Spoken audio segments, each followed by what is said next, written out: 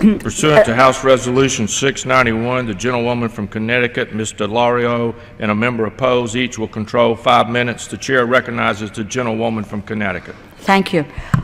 This amendment would restore full funding per the President's request of $308 million to the Commodity Futures Trading Commission.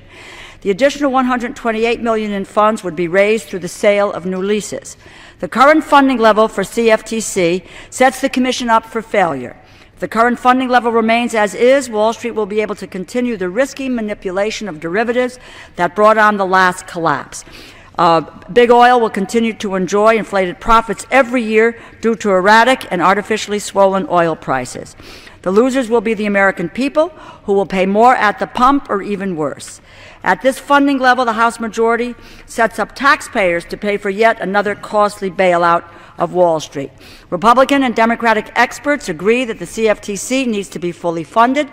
Republican Gene Guilford, president and CEO of the Independent Connecticut Petroleum Association, served in the Commerce and Energy departments under Ronald Reagan.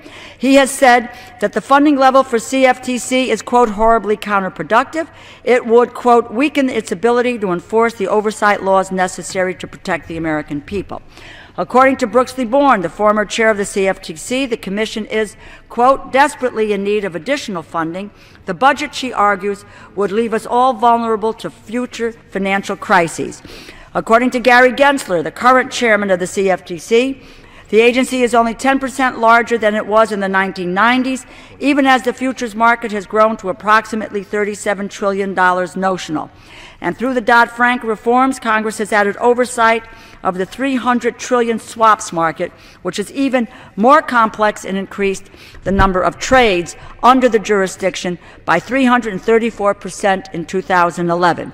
Gensler says, and I quote, "It is as if all of a sudden the National Football League expanded 8 times to play more than 100 games in a weekend with the same amount of referees." We know for a fact that the risky behavior in derivatives market is what precipitated the 2008 financial meltdown. It's still happening. We have seen it in MF Global, JP Morgan. We also know for a fact that excessive speculation in oil markets causes gas prices to oscillate wildly. Even the CEO of Exxon has said as much.